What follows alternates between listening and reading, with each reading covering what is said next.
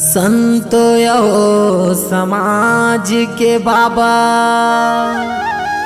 अर्जी तोला मैं सुनावत हूँ। हे घासी दास बाबा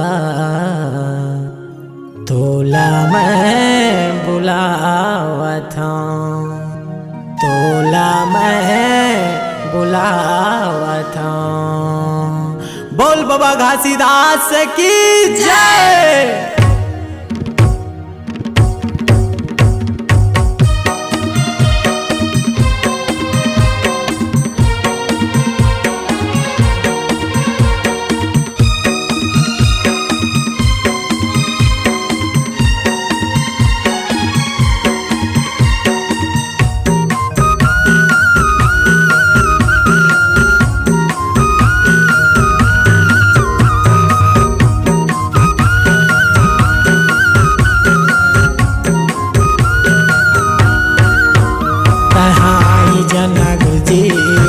गिरतुइला छोड़ जान के कहाँ आई जना बाबा गिरतुइला छोड़ जान के। हाँ संतों के मिला हेला जान के, हाँ संतों के मिला हेला जान के। आजा कहाँ आई जना गुरुजी गिरतुइला छोड़ जान के, कहाँ आई जना बाबा संतों के कहना लतन मान के।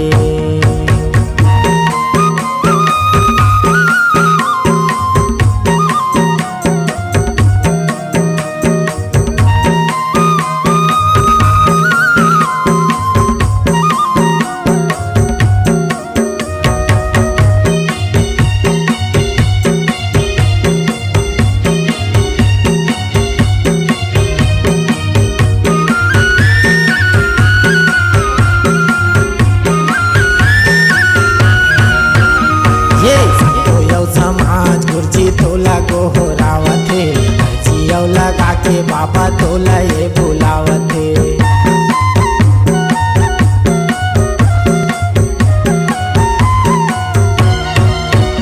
हाँ यो समाज गुरुजी तोला गोहरावथे जियो लगा के बाबा तोला ये बुलावथे, तोला ये बुलावथे का तोला ये बुलावथे जियो लगा के बाबा तोला ये बुलावथे।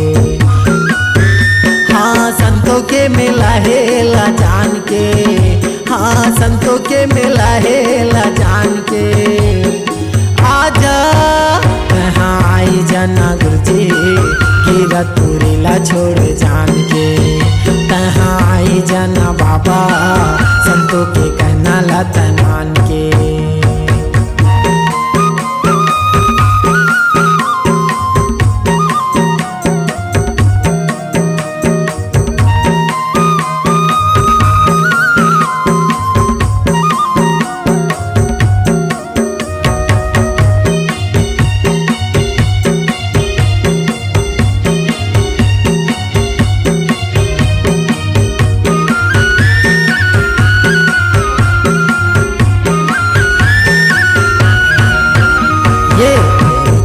पंथीला ये राजवीर गावथे हेमलता संग माये कोरस लगावथे।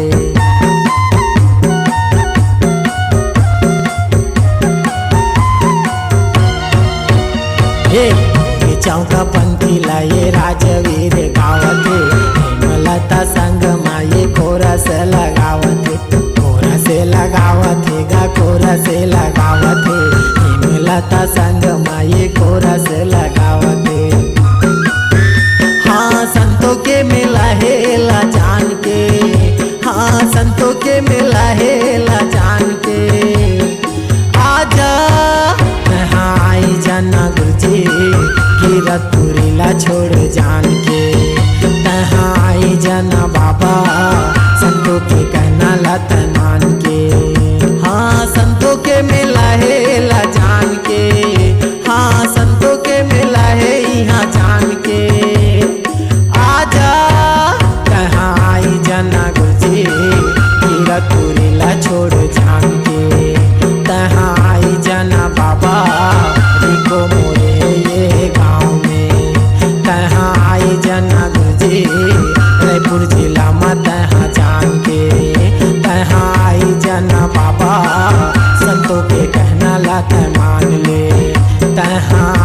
जना गुरुजी राजवीर के बिनती लत जान के तहाँ आई जना गुरुजी गिरत पूरी ला छोड़ जान के।